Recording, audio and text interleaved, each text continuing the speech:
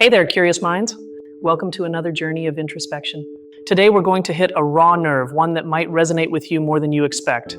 Have you ever stopped to think about how many versions of yourself exist? One for your parents, another for your friends, yet another for work. And of course, the almost perfect version you parade on social media. It's exhausting, isn't it? The question that silently torments us is brutally simple. Which of all those versions is the real you? Or even more unsettling, is there anything authentic left beneath all those masks we wear daily? Think about it for a moment. Who are you when absolutely no one is watching?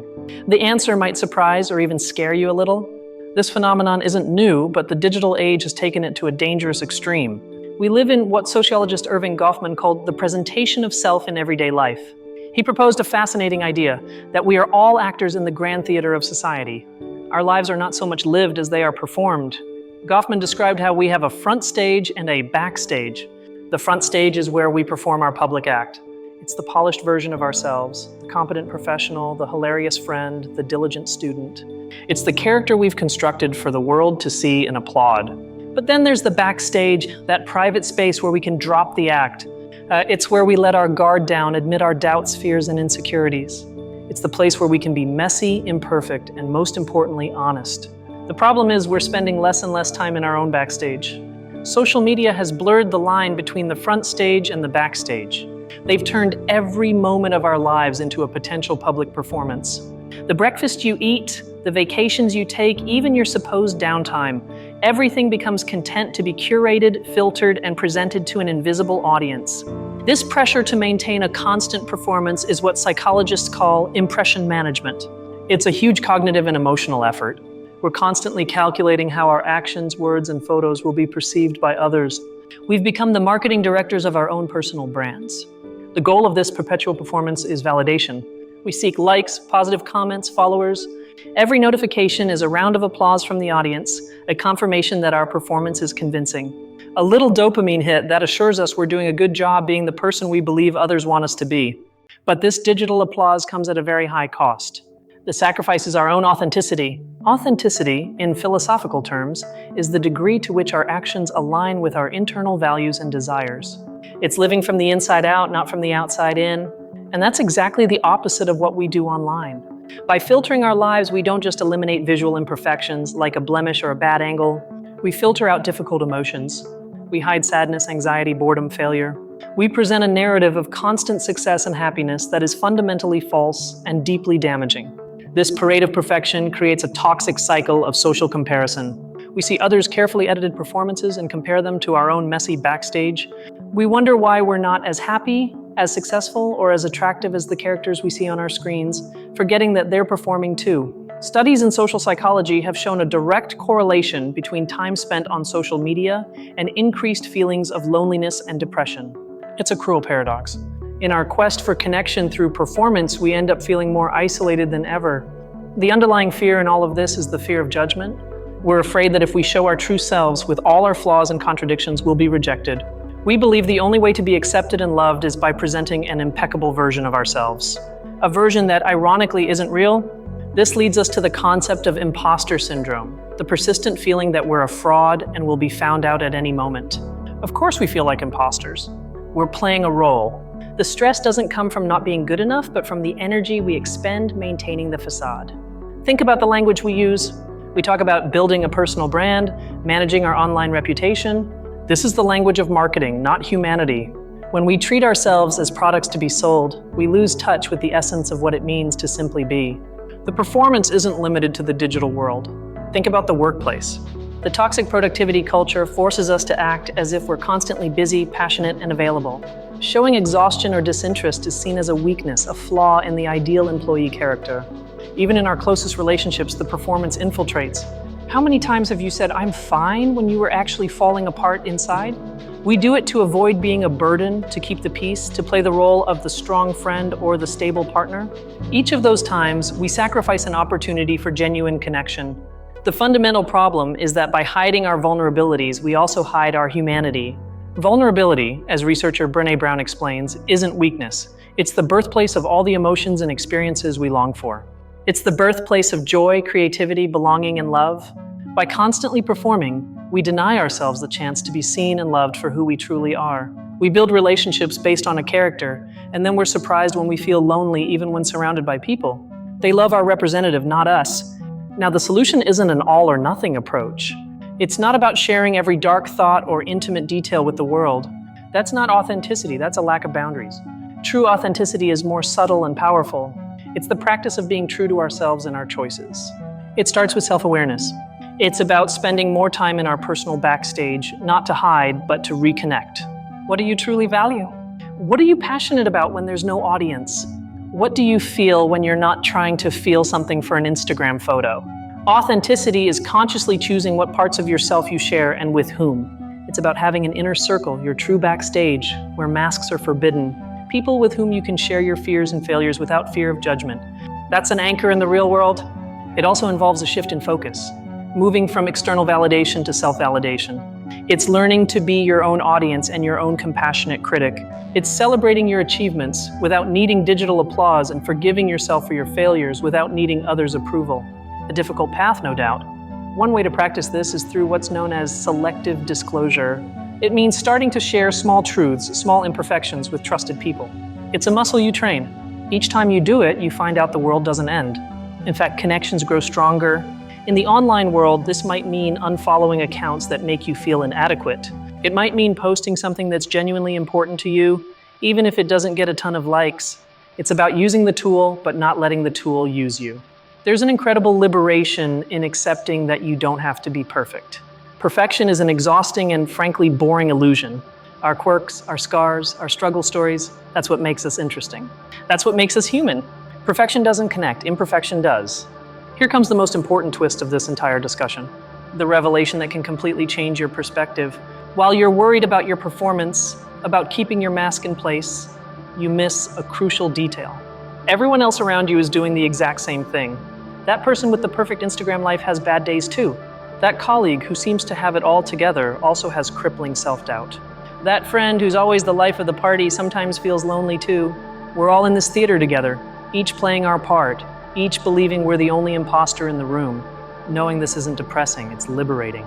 It means the fear of judgment is based on a false premise.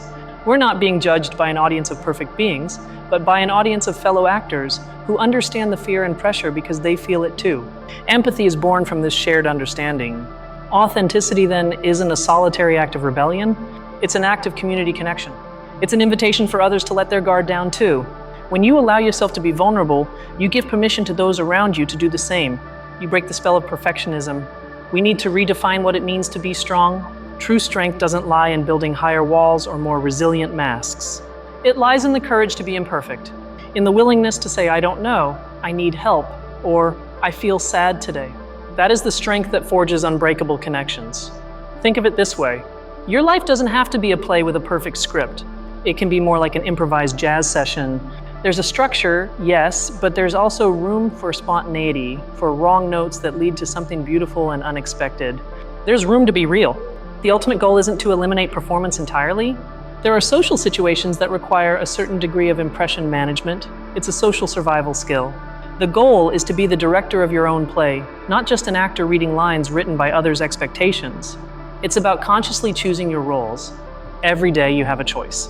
You can put on the costume the world expects you to wear, or you can wear clothes that make you feel like yourself, even if they're not trendy. You can post the perfect photo, or you can share a moment that was genuinely meaningful, even if the lighting wasn't ideal. This path to authenticity is a process, not a destination. There will be days when the mask feels safer, and that's okay. It's not about a new form of perfectionism where you now have to be perfectly authentic. It's about the intention. It's about coming home to yourself again and again. Life as performance promises us acceptance in exchange for our truth, but it's a fraudulent deal. True belonging, that deep sense of being part of something, only happens when we show up as we are, with all our mess and our glory. And we discover that despite everything, we are enough. Every time you choose an honest answer over a polite one, every time you admit a weakness, every time you laugh boisterously without caring who's watching, you're reclaiming a piece of your true self. These are small victories in the silent war against filtered perfection. Ultimately, the most important question isn't what others will think of your performance. The question is, when the curtain falls for the last time in your life, will you be proud of the role you played? Or will you wish you'd had the courage to go off script and simply be yourself? In summary, we are all actors on the stage of life, but we've allowed the digital audience to dictate our every line and movement, leading us to exhaustion and disconnection. The cure isn't to abandon the stage, but to remember who we are when the lights go down and we're alone in our dressing room. Thank you for joining me on this deeply personal and universal reflection. I hope it's given you some food for thought and perhaps the permission you needed to be a little more you. It's been an honor to share this space with you. If this message resonated with you, subscribe and hit the notification bell so you don't miss our next journeys into the depths of mind and society. And now I ask you, when have you felt most authentic? Share your experience in the comments below. Let's revisit Goffman's backstage concept. It's our personal sanctuary. However, the constant connectivity of our smartphones has installed a surveillance camera in that sanctuary. Every thought can be tweeted, every moment of peace can become an Instagram story. Even rest has become a performance. This creates constant decision fatigue. We don't just decide what to do, but how what we do will look, which filter to use, what caption is witty but not pretentious, what time to post for maximum reach. Every simple action gets complicated with a layer of performance strategy, draining our mental resources. The hustle culture is a perfect example of this performance. It glorifies exhaustion as a badge of honor. People compete over who sleeps less, who works more weekends. The role of the tireless entrepreneur is performed, often masking deep anxiety and a fear of failure. Even relaxation has become a performance. Mindfulness and self-care have been commercialized. People post photos of their bubble baths, their yoga poses, or their gratitude journals. The paradox is that the act of showing how relaxed you are is in itself a source of stress. Let's talk about relationships. In the age of dating apps, profiles are our advertisements. We choose our best photos, summarize our personality in a witty bio. We go on dates as if we're interviewing for the ideal partner position. Spontaneity and organic discovery are lost. This phenomenon has deep anthropological roots. Humans are social creatures. Historically, being accepted by the tribe was a matter of survival. Rejection meant death. Our brains are, therefore, programmed to monitor social norms and adjust our behavior. The problem is that our tribe is now billions of people. Philosopher Jean-Paul Sartre spoke of bad faith. It's a type of self-deception in which we pretend that we are not free. We adopt social roles like waiter or professor and act as if their rules are absolute, forgetting that we are the ones who choose to play that role. We relinquish our freedom to avoid the anxiety of choice. The pressure for filtered perfection robs us of the ability to be beginners. The fear of showing an awkward attempt or a work in progress prevents us from learning new things. If we can't be experts immediately, we prefer not to try at all, so as not to damage our curated image. This stunts our personal growth. Memory itself is altered by this performance culture. We no longer live the moment, we document it. We watch a sunset through our phone screen, searching for the perfect angle. The experience is subordinated to creating proof of the experience. The memory becomes the post, not the feeling. Consider the concept of social capital. It's the value we derive from our connections. In the digital age, we often confuse quantity with quality. We accumulate followers and friends as a form of capital, but these connections are often superficial. They're an audience for our performance, not a supportive community. A dangerous consequence of this is polarization. When we only present an idealized version of ourselves, so do the people we interact with. This hinders nuanced debate. If admitting doubts is seen as weakness, then everyone clings to their positions with artificial certainty, creating division. The body becomes a central object of the performance. Fitness and diet culture, amplified by social media, pressures us to play the role of the healthy person. Every meal is judged, every workout must be logged. Well-being becomes a performance metric, not an experience of self-care. Even parenthood has become a spectacle. Parents feel the pressure to portray an idyllic family life with perpetually happy children and educational activities. The mess, the exhaustion, and the frustration, which are real and normal parts of raising children, are hidden, creating unrealistic standards for other parents. It's crucial to understand that technology isn't inherently bad. It's a tool. The problem is that these platforms are designed to exploit our deepest insecurities. Algorithms reward eye-catching and perfect content, not nuanced and real content.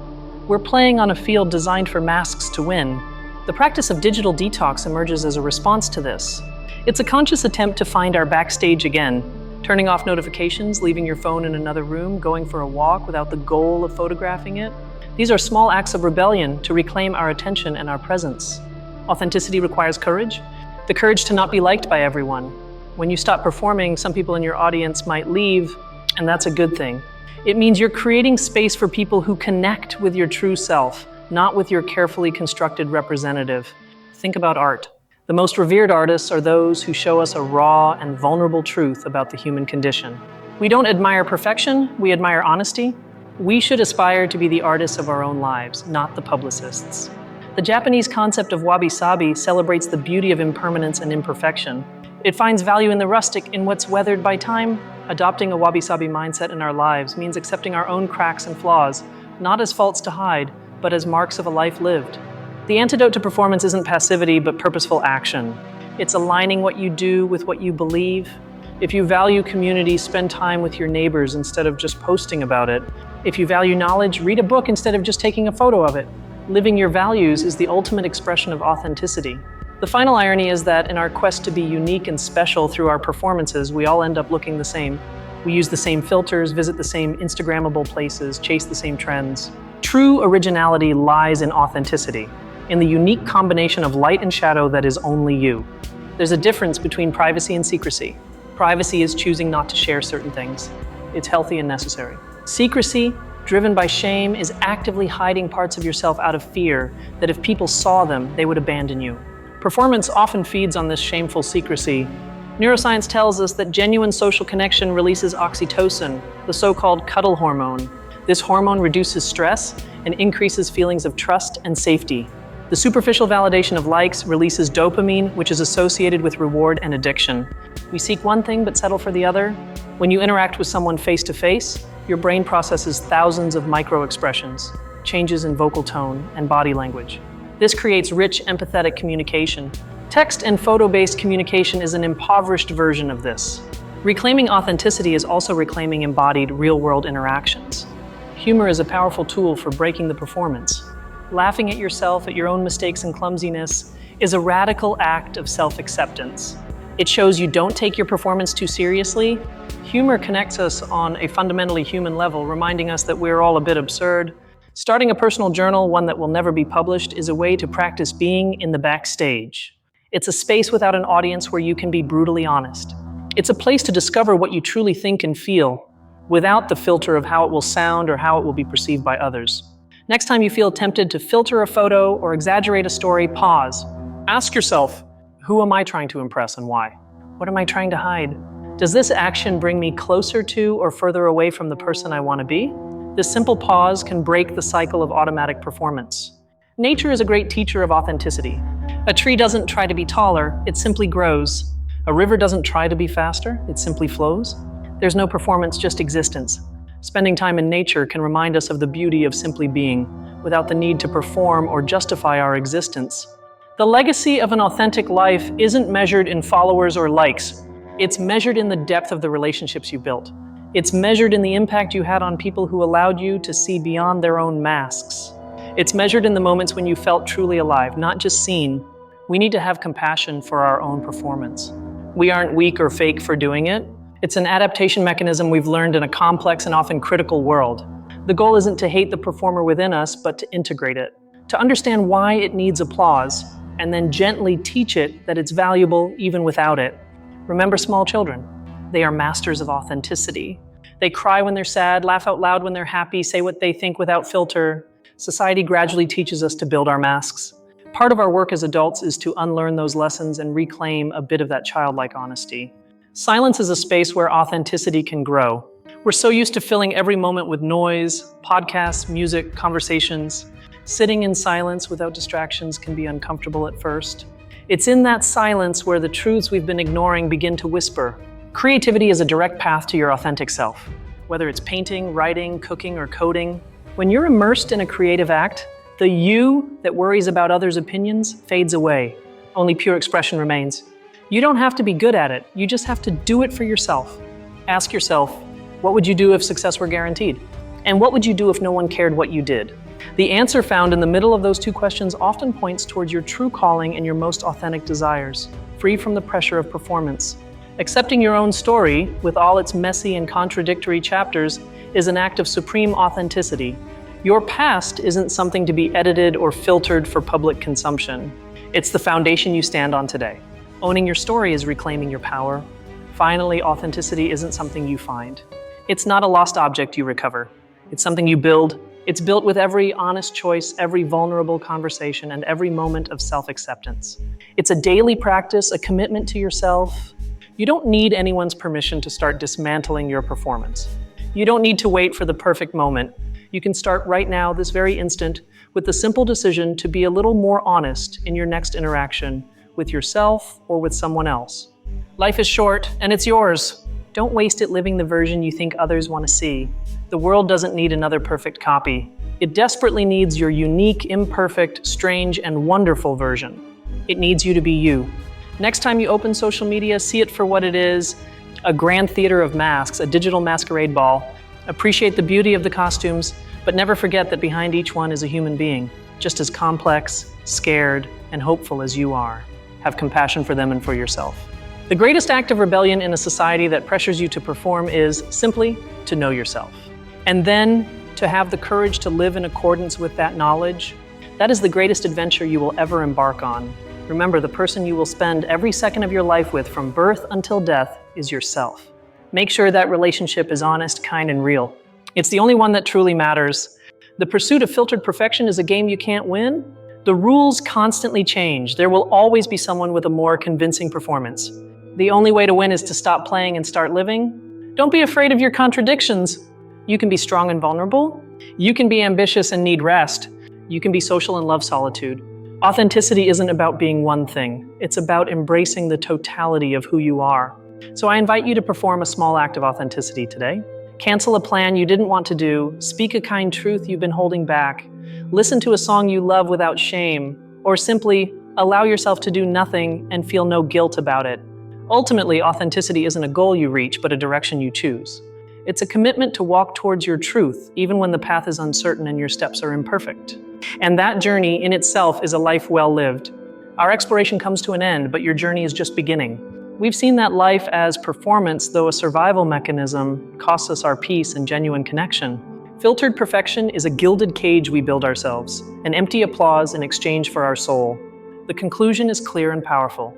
True belonging isn't found in conformity, but in the courage to be yourself. Liberation isn't in creating a more perfect mask, but in finding the strength to take it off, even for a moment, with the right people. Thank you so much for your time and attention. It's been a true privilege to explore these ideas with you. Your curiosity is what drives this space, and I'm deeply grateful for every moment you share with us. Now it's your turn. What mask do you feel you wear most often? And what would your life be like if you could set it aside? The comment section is our own backstage, a safe place to share.